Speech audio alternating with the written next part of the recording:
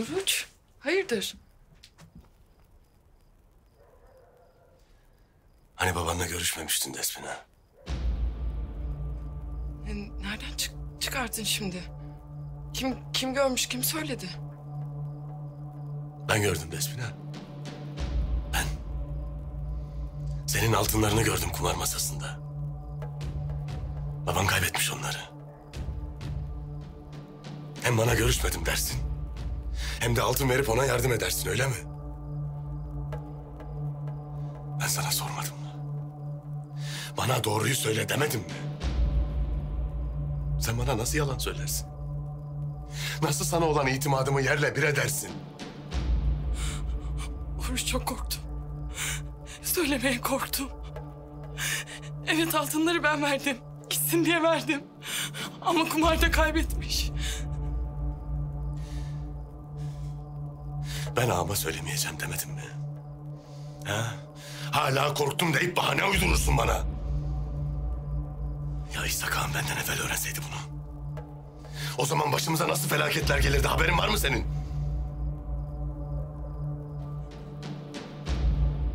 İshak ağama da o gece sen mi vurdun?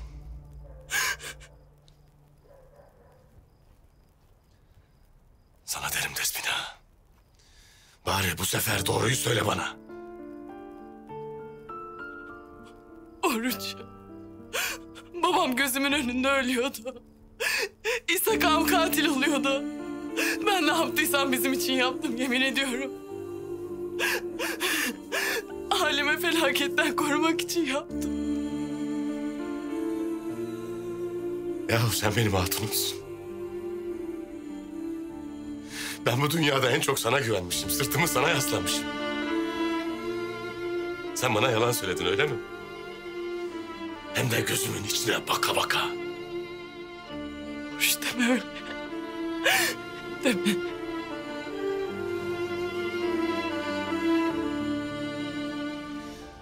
Şimdi bu meseleyle uğraşmayacağım.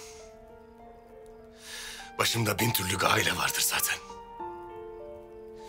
Bunu İshak ağama da söylemeyeceğim. Sen karnındaki bebeğimize dua et.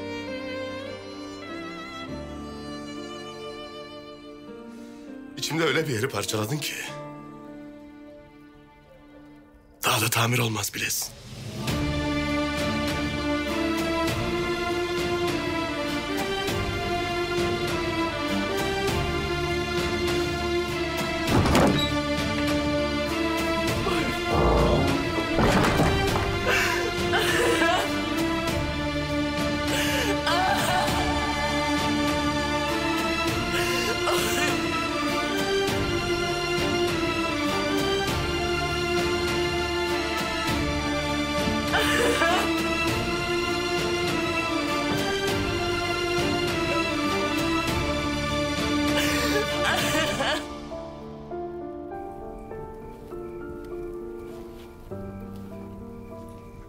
Kızdan da bir şey öğrenemedik ha. Sanki herkes her şey bir olup yolumuzu tıkamaya çalışır. Baba Oruç, Baba Oruç! Baba Oruç.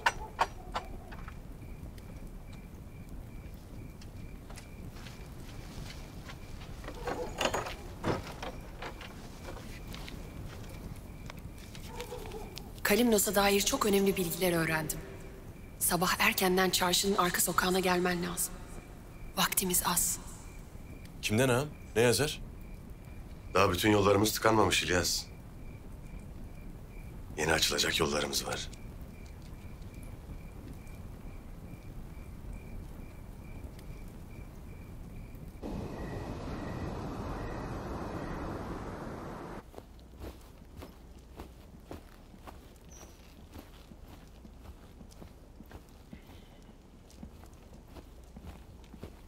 Ne durumda?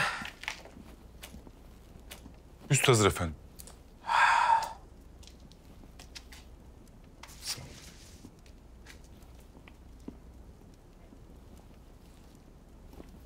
Selam sana Yüce Sezar.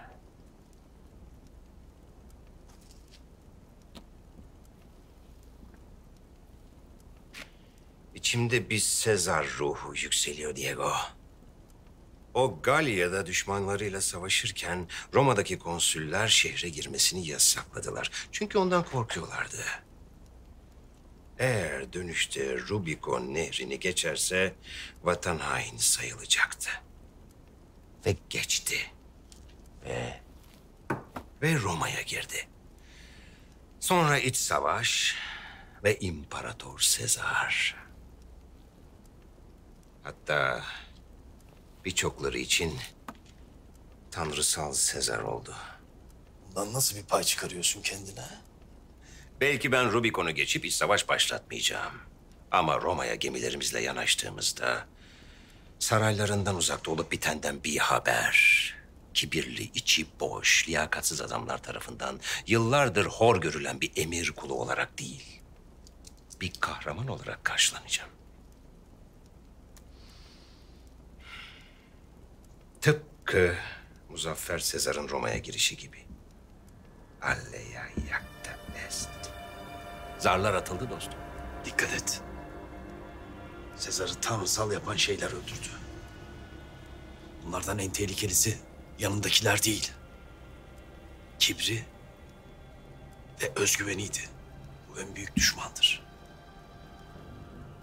Bilemezsin kim dost, kim düşman. Bazen tuttuğun eldir seni bıçaklayan. Sen Diego'sun. Yoksa Brutus müsün?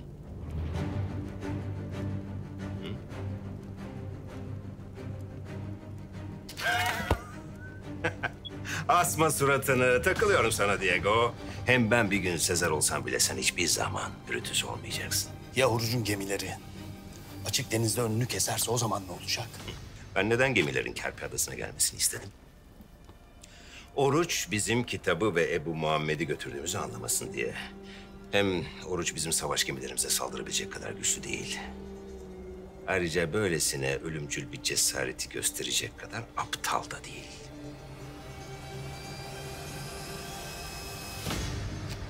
Umarım öyle olur Pietro. Umarım öyle olur. Tedirginsin Diego. Bu kadar tedirginsen hemen kiliseye git. Hem kendin hem de bizim için dua et. Ama lütfen, lütfen zaferimin tadına korkunun zehrini bulaştırma.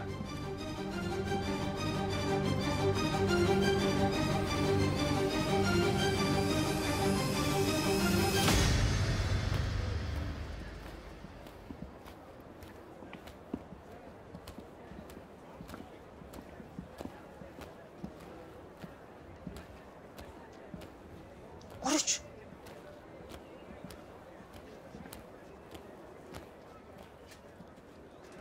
Ne oldu Isabel? Nedir malumatın? Unita'ya ait birkaç savaş gemisi Kerpe Adası'na doğru yola çıktı. Oradan da Roma'ya geçecek. Kalimnosluların tertibi bu. Roma demek. Kitapla Ebu Muhammed çok kıymetli. Onları sağ salim Roma'ya götürebilmek için savaş gemisi istemişler. Biz duruma ayılmayalım diye de Kerpe üzerinden gidecekler.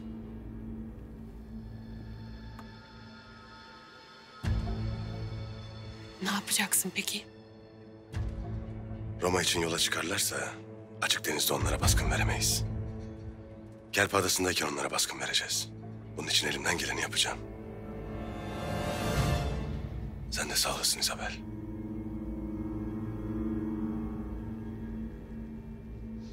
İshak beni bulursa öldürecekmiş. İshak kim be? Abi çıksın karşıma, sıkarım onu ben.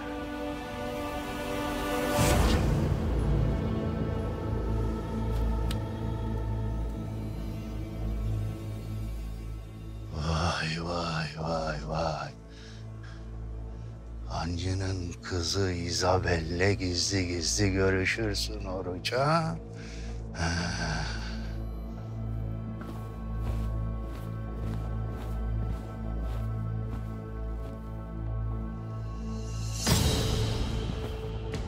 Yuvanı yıkacağım Oruç. Yuvanı yıkacağım seni.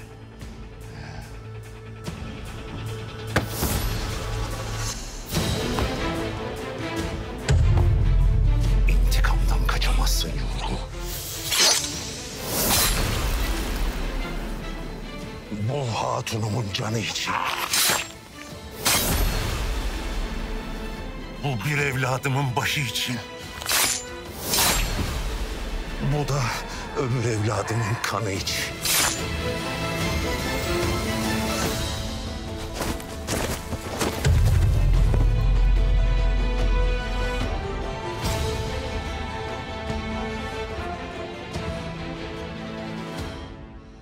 Hatunum, evlatlarım. Gayrı sizin de ruhunuz huzur bulacak. Ben de ölünce yanınıza alnım ak geleceğim.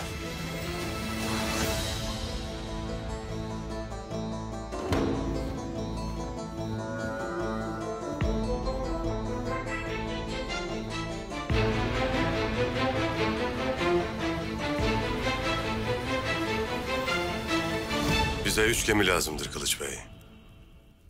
Hayati bir meseledir. Senden başka bize yardım eli uzatacak kimse yoktur. Bu defa nereyi basacaksın Oruç? Kiminle başımızı belaya sokacaksın? Hem de 1 değil, 2 değil, 3 gemi istersin. Bunlar senin aklın ermeyeceği işlerdir Şahin. Hem adamlar benim erlerimi şehit ettiler. Gelip senin gemine dokundular mı? Bu kadar korkak olmayasın. Elimde yalnız bir gemi vardır, o da bize lazımdır Orucum. Hem gayri gemilerimi bu tehlikeli işlere sokamam. Bak ha Kılıç Bey. Eğer ben bu işin altından kalkamazsam... sen dahi Akdeniz'de yüzdürecek gemi bulamazsın. Şimdi sorarım sana. Gemileri verecek misin, vermeyecek misin? Son kararın nedir?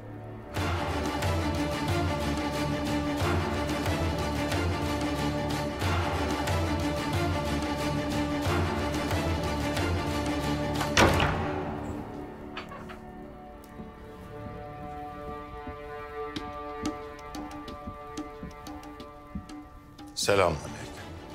Aleykümselam. Aleykümselam. Hoş geldiniz, sefa getirdiniz efendim. Buyurun, geçin şöyle oturun. İstemez, sağ olasın. Gemilerin pek işlekmiş. İyi ticaret çevirirmişsin. Altınına altın katarmışsın. Allah daha çok versin. Ama altın dediğin nesne ne ola? İtin önüne atsan yemez maden parçası. Bu maden parçaları için dava uğruna cenk edecek yiğitlere gemi vermeye yanaşmazmışsın. Öyle mi? Mesele yalnız o değil efendim. Kalimnos'a saldırdılar, gemilerin mimlenmesinler diye. Sana niye Kılıç Bey dendi? Küffara gözü kara kılıç salladığın için öyle değil mi? Bunca gemiye nasıl sahip oldun? Küffarı vura vura öyle değil mi? Sen bir davanın eri olarak yola çıktın. Ama mal mülk sahibi olunca seni bu noktaya getiren davaya sırt dönersin. Öyle mi Kılıç Bey? Oruç senden bütün Müslümanların canını ilgilendiren bir mesele için gemi ister. Sen bütün Müslümanları küffara yem etmeyi göze alacaksın öyle mi? O nasıl kelam efendim? Sözleriniz yüreğimizi delip geçer. Şimdi de bana Kılıç Bey. Sen ganimeti elde edince davaya sırt dönenlerden misin? Yoksa değil misin?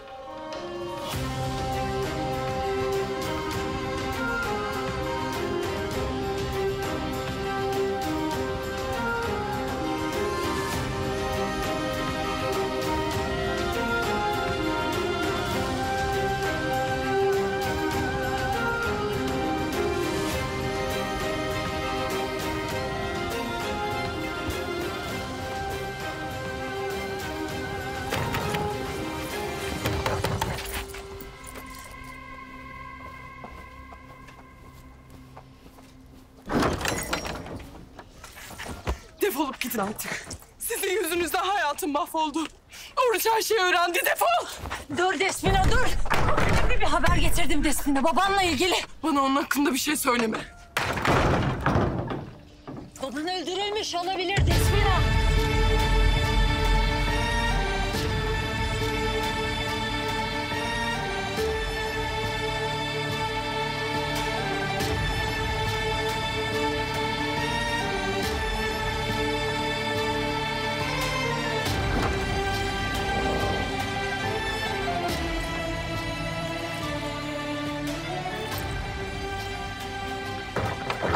Çarşıda bir ölü bulmuşlar. Şifacının oraya götürmüşler. Hristiyan. Saçı sakalı ak. İrice. Tarifler babana uyar. İlk sana haber vereyim. Olamaz.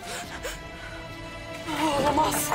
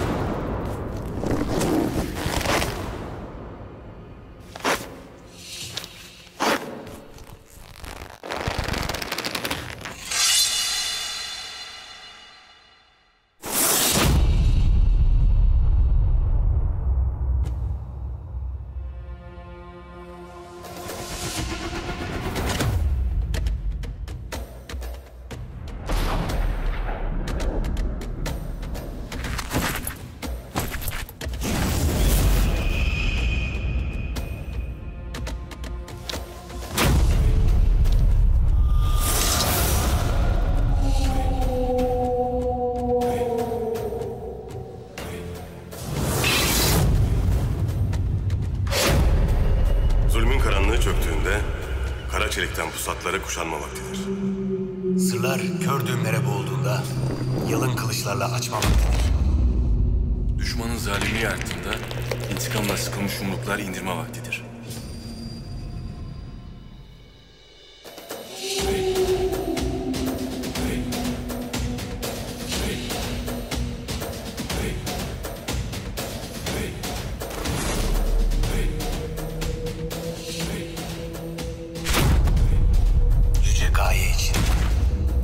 İntikam için. Mazlumun umudu, zalimin korkusu olmak için gayrı büyük cenk vaktidir.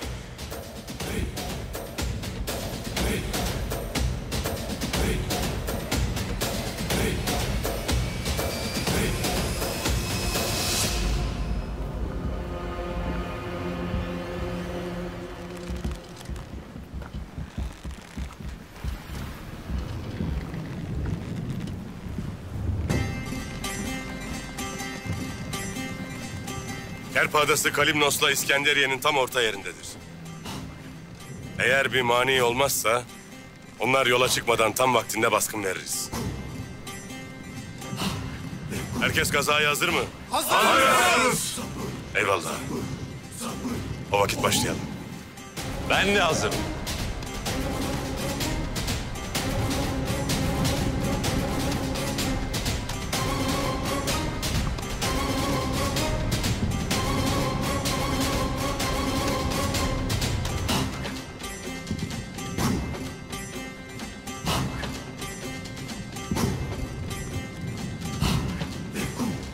Hayrola ağam?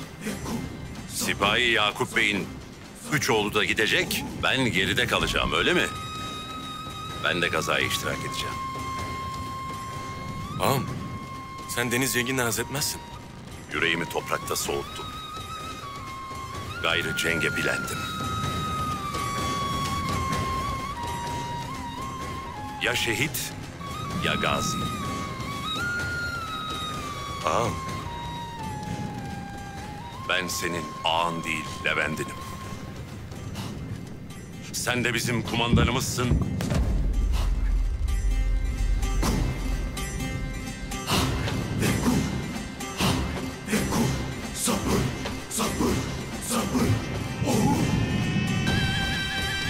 Şimdi emret ne yapacağımızı, Oruç Reis.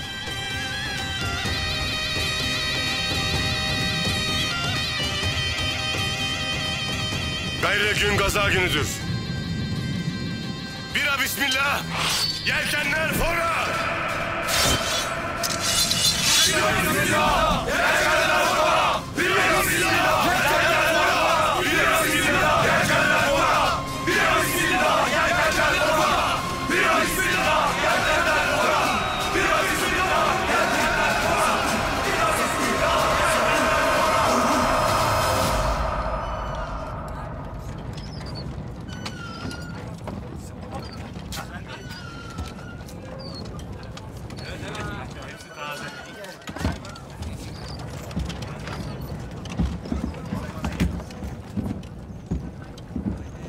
Gemiler çoktan Kerpe Adası'na varmıştır. Gittiğinde seni bekliyor olacaklardır. Oradan da Roma'ya. Papa'ya öyle büyük bir başarıyla gideceğim ki... bundan böyle bizi yok etmeye tek başına Papa'nın bile gücü yetmeyecek. Papa'nın gücü yalnızca dua etmek. Akdeniz'de dua işe yaramaz. Suların en büyük gücü altın, çelik ve barut. Bunları kazanman yeter.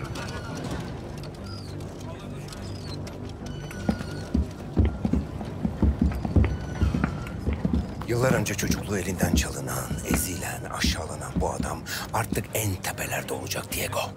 Keşke daha fazla gemi tedarik edebilseydik. Rotamızın üzerine keşif karakol gemileri gönderebilseydik. İyi düşün Pietro. Umulmadık bir tuzağa düşmenden endişeleniyorum. Bana korkunun zehrini bulaştırma demedim mi? Bilerek mi yapıyorsun Diego? Hayır, sadece senin için endişeleniyorum. Sus. Şimdi sus. Ne yersiz korkularını ne de can sıkan endişelerini duymak istiyorum. Yolculuk boyunca bana yalnız ve yalnız zafer duygusunun eşlik etmesini istiyorum. Peki Pietro, peki.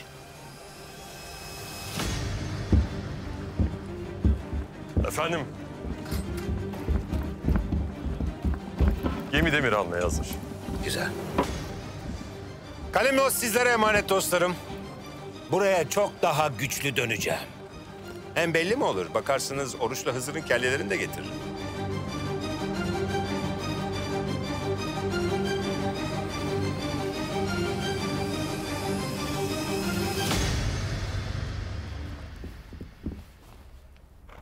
Buyurun.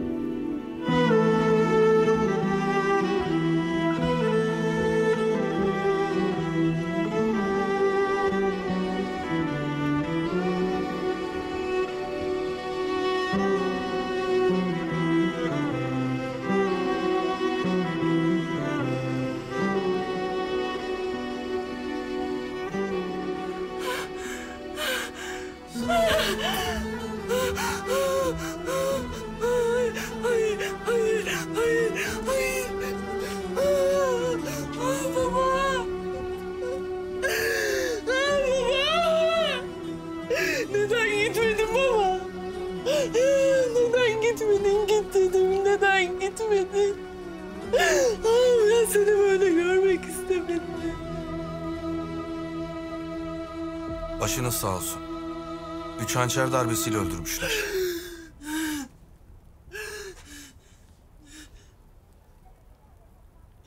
Senin yerine kimin söylediğini biliyorum. Öcünü alacağım baba. Alacağım. O İzabel'i öldüreceğim. Ne diyorsun sen Despina? O İzabel'i öldüreceğim. Öldüreceğim o İzabel'i.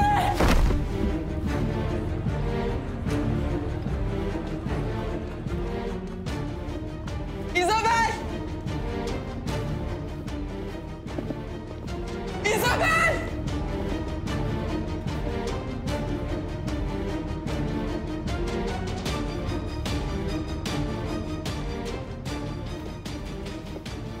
Ne oldu yine Despina? Kafanda yine ne kurdun da geldin? Babamın yerini sen söyledin. Sen sebep oldun her şeye. Ne oldu Despina? Neye sebep olmuşum? Babam öldürüldü. Neden yaptın bunu İzabel? Neden yaptın? Ben ailemin başına felaket gelmesin diye, İshak'ın katil olmasın diye her şeyi yaptım. Sen bunu neden yaptın? Ben Oruç'un öfkesine rağmen yaptım. Ben bir şey yapmadım. Babamı yollayacaktım burada. Sen ispiyonladın İzabel. İshak'ın da onu öldürdü. Ben bir şey yapmadım. Yalan söyleme bana. Despina, böyle bir şey yapsam en başında yapardım. Neden bu kadar bekleyeyim? Yalan söyleme. Başıma felaket açmak için elinden ne geliyorsa yaptın. Ahlaksız kadın yaptın. Yeter! Kendine gel Despina. Bana ahlaksız diyemezsin. Acın var anlıyorum ama kocasının arkasından iş çeviren ben değilim. İzabel!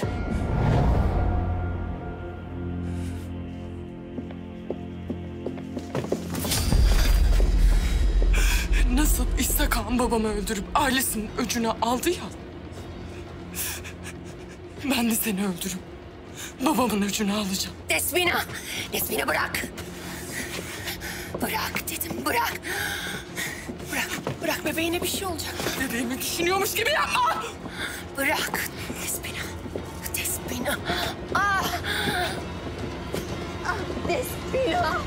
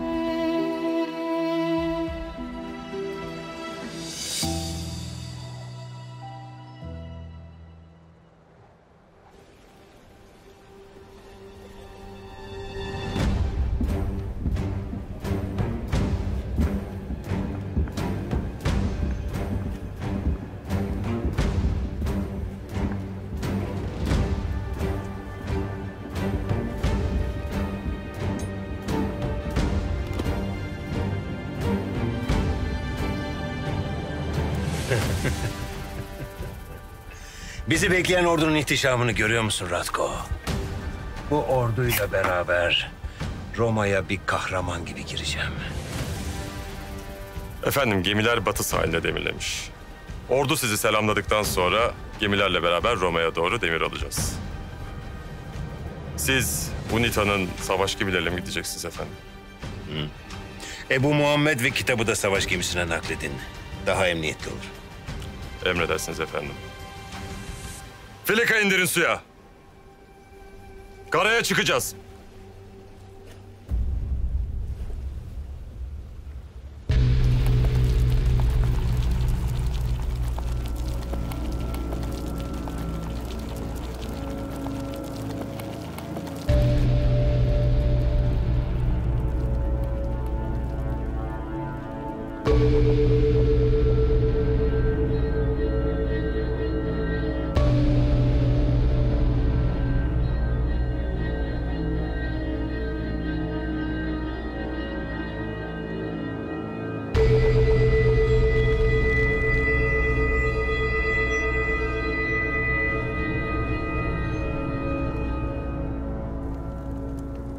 Ya Rab, azları çoklara galip eden sensin.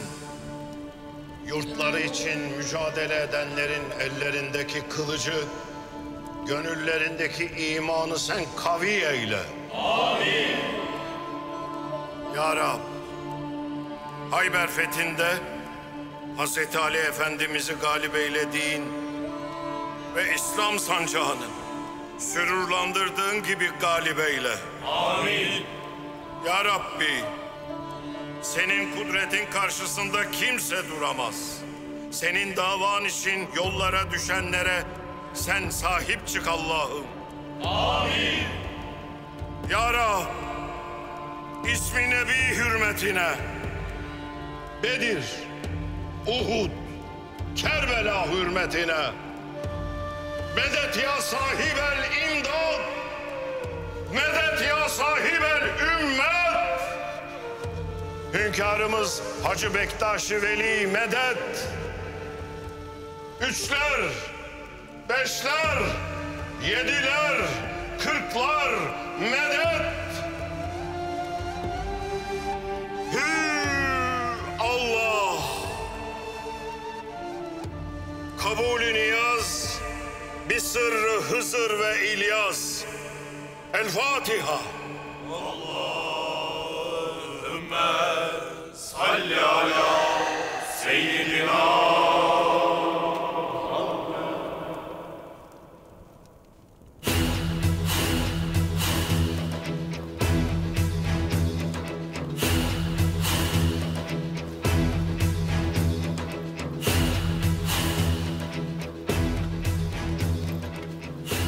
Gemiyi hiç arkadaki kuyu demirlemişiz. Geldiğimizi anlamayacaklar. 5 gemiyle gideceklerine göre bizden misli misli kalabalık olacaklar. Baş edebilecek miyiz? Ya kitapla İbu Muhammed'i alacağız ya da burada can bırakacağız. İkisinin ortası yok. Hazreti Ali de aşılmaz denen Hayber Kalesi'nin önüne tek başına gitmişti.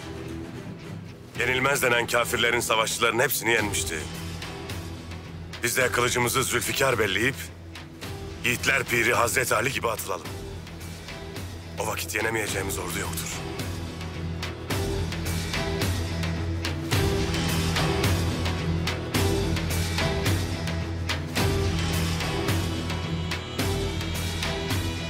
Haydi yiğitler.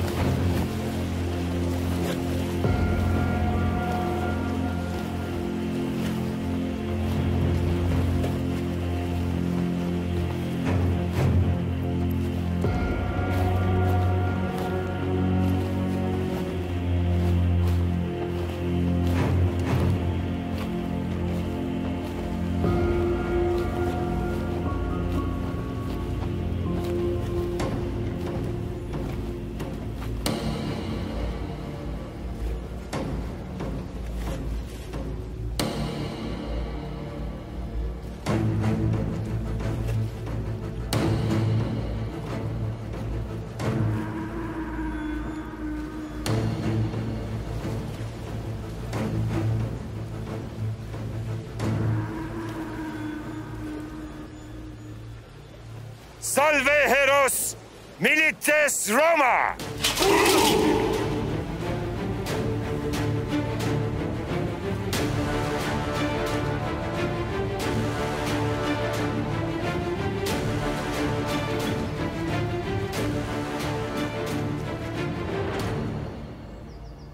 Miğferli olan Kalimnos'un komutanıdır belli ki. Buradan yüzü belli olmaz. Ben o herifin yüzünü daha evvel gördüm. İnşallah bugün de son görüşüm olacak. Ebu Muhammed de yanlarında. Kafir ordusu derya gibi. Bu cenk çok yaman olacak. Allah yardımcımız olsun.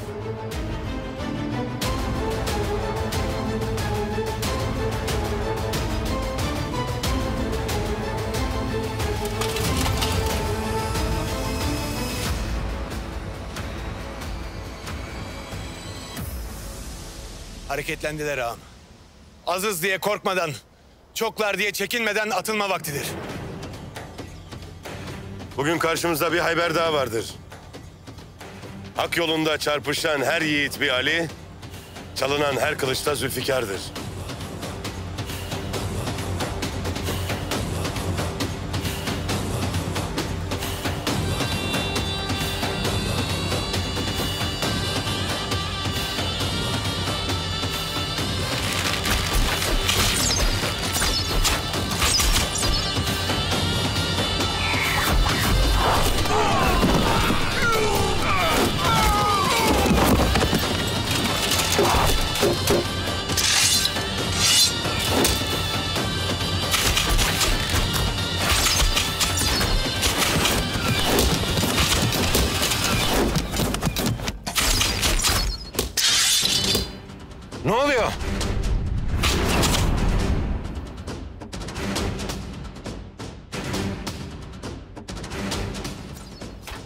Ölürsek şehit, kalırsak gazi.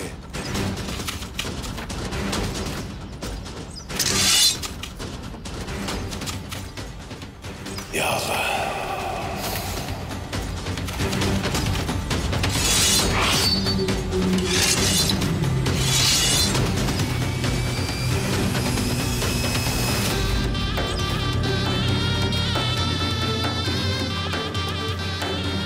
Oruç. Bu nasıl olur?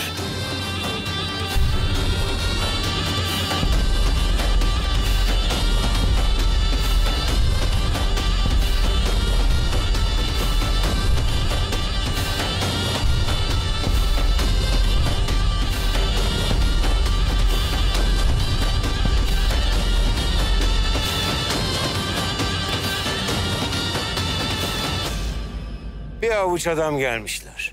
İşlerini bitirmek çok kolay olacak. Hemen ölüm çemberine alın onları. Ama son darbeyi ben vuracağım. Saldırın!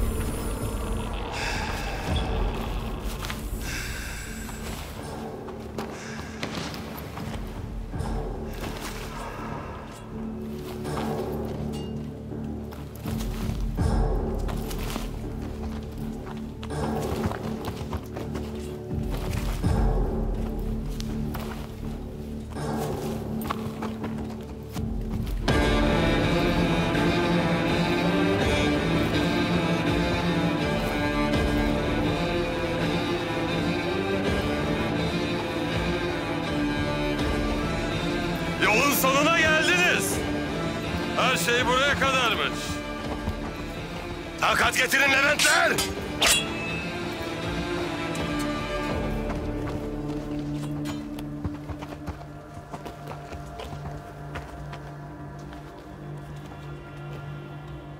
Bir avuç adamla saldırarak büyük cesaret gösterdin Oruç. Ama akılsız cesaretin sonu ölümdür. Şimdi olduğu gibi.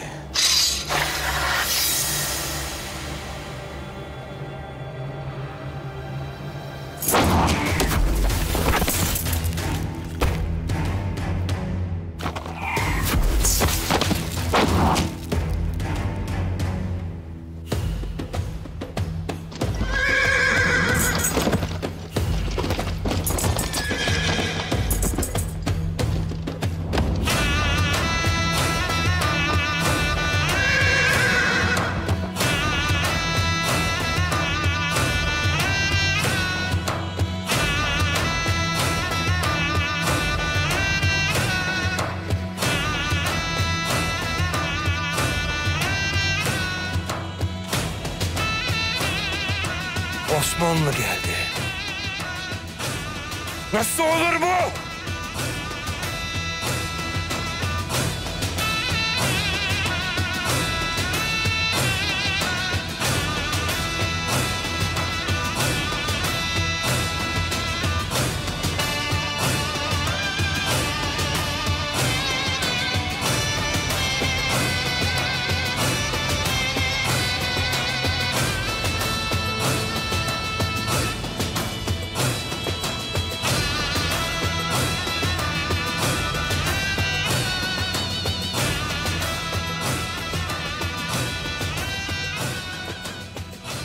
Ey kurban olduğum Osmanlı. Tam vaktinde imdada yetişti. Sizin bitti sandığınız yerde bizim destanımız daha yeni başlar. Umudumuzu tek gemiye bağlamayacağız Hızır'ım. Osmanlı donanmasından Burak Reis Kerpe yakınlarında vazife yapar. Ona haber gönderdim.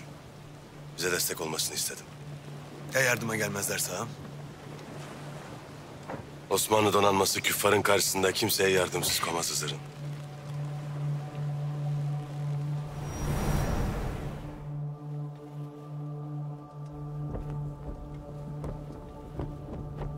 Bu kafirler meydanı Arslan'dan boş bulunca tilkiliği marifet bellemişler. Bu deryalarda hükmü devleti aliyenin verdiğini görsünler. Ya Allah! Saldırın! Haydi Levent'e!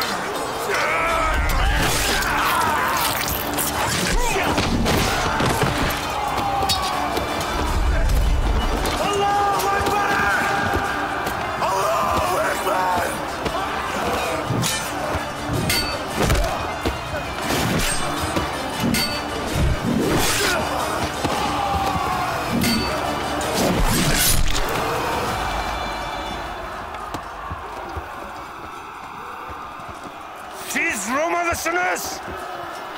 Türkleri yenilemezsiniz.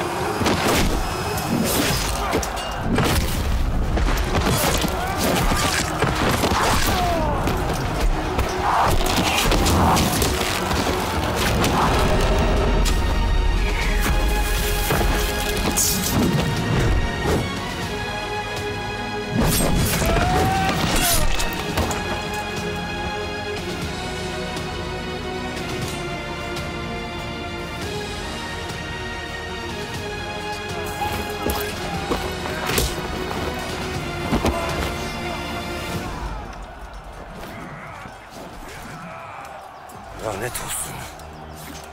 Daha fazla bekleyemeyiz. Hemen gemiye dönüp demir alacağız. Ebu Muhammed'le kitabı biz götüreceğiz.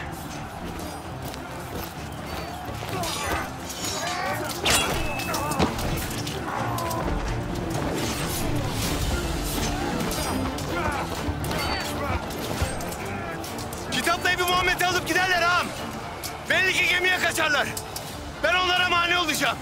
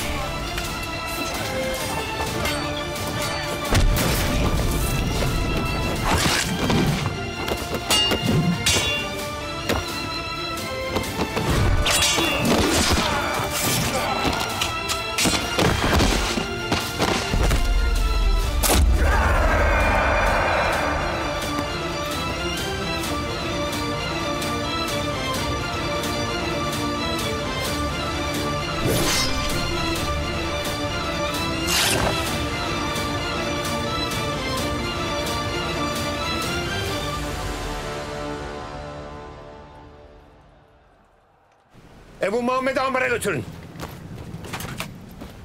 Filika olmadan gemiye gelemezler.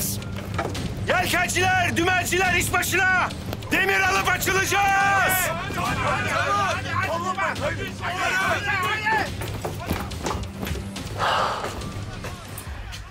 Asla Roma'ya gidemeyeceksin.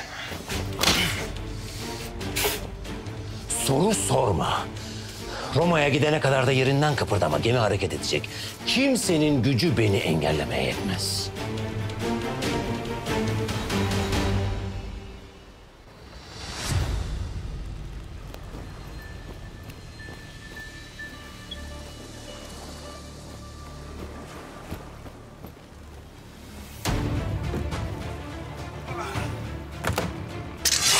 Nasıl çıktın sen buraya?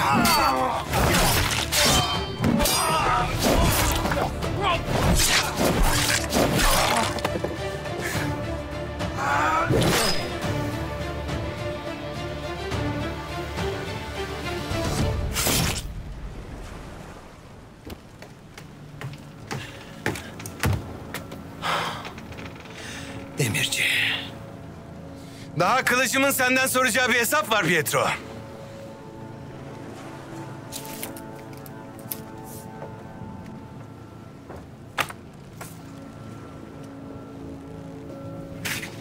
Madem son söz kılıçlara kaldı, o halde hesaplaşalım.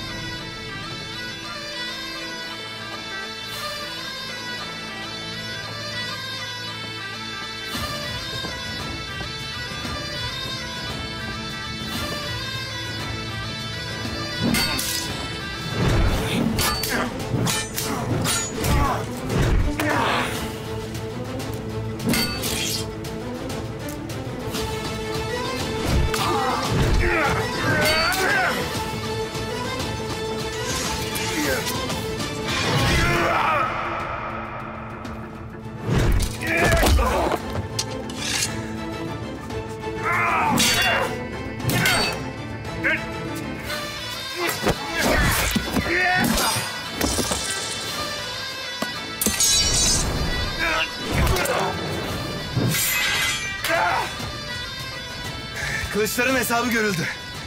Senin akıbetin de kılıcından belli oldu.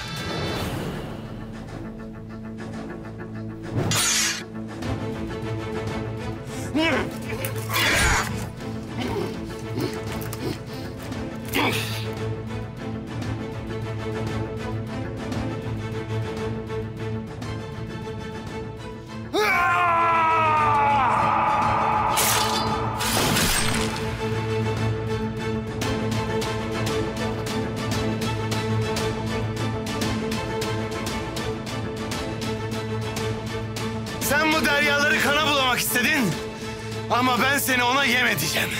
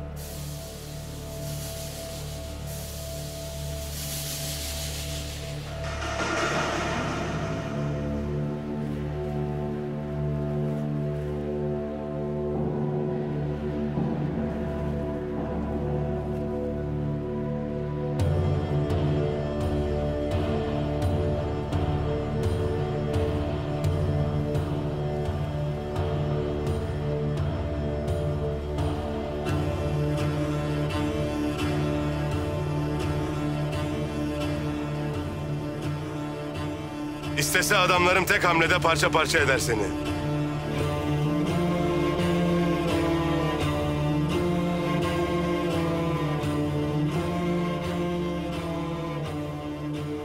Ama ben sana mertlik göstereceğim. Hadi bakalım. Avla bizi, nasıl avlayacakmışsın görelim. Leventlerinizi de ben öldürdüm.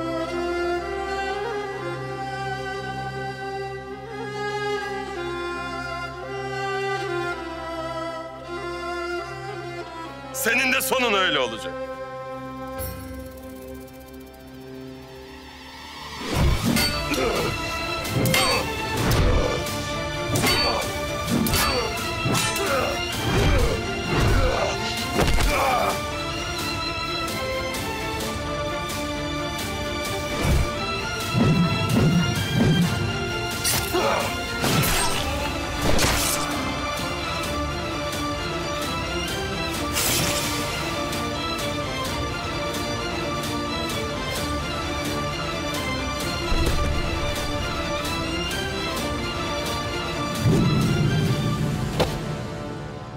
Asıl sizin sonunuz şimdi geldi. Ama bizim yapacağımız son sizinki gibi olmaz. Kuru lafla değil. Bizimki kılıçla olur. Kılıcımın son sözü de şehitlerimizin intikamıdır.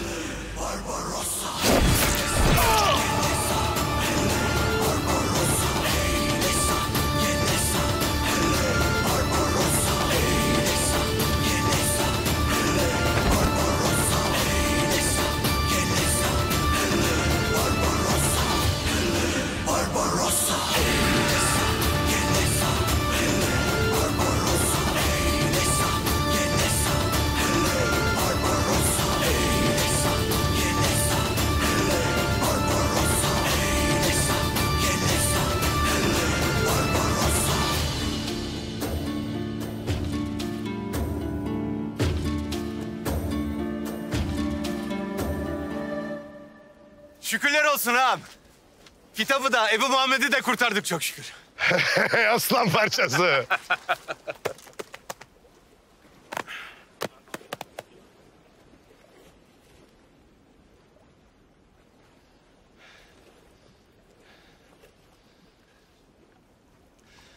Var olun Burak Reis.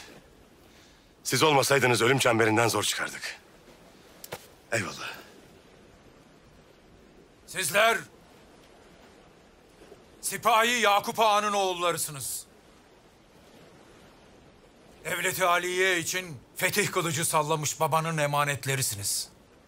Devlet, kendisine kılıç sallayanı da, kendisi için kılıç sallayanı da asla unutmaz. Hem bu kefereler Akdeniz'i kana bulayacak sırrı ele geçirmek istermiş.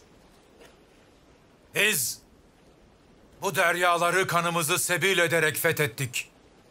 Onlara bu deryaları mezar etmek için yine kan dökeriz. Zaferin arslan payı senindir Oruç Bey. Eyvallah.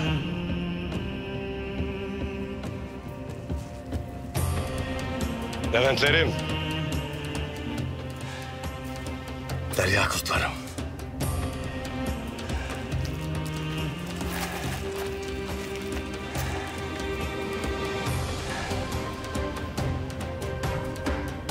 Akdeniz'in kılıcı olmaya and içmiş bizler, bugün döktüğümüz düşman kanıyla andımızı mühürledik. İntikamımızı mavi sulara kılıcımızla kazdık.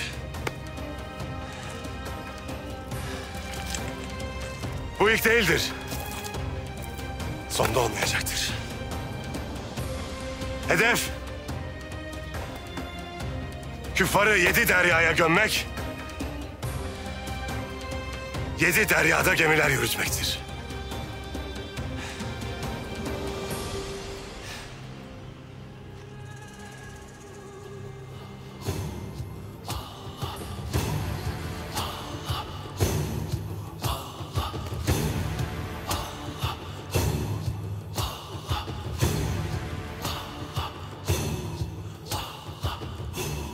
Daha deniz, daha ırmak. Allahu Ekber!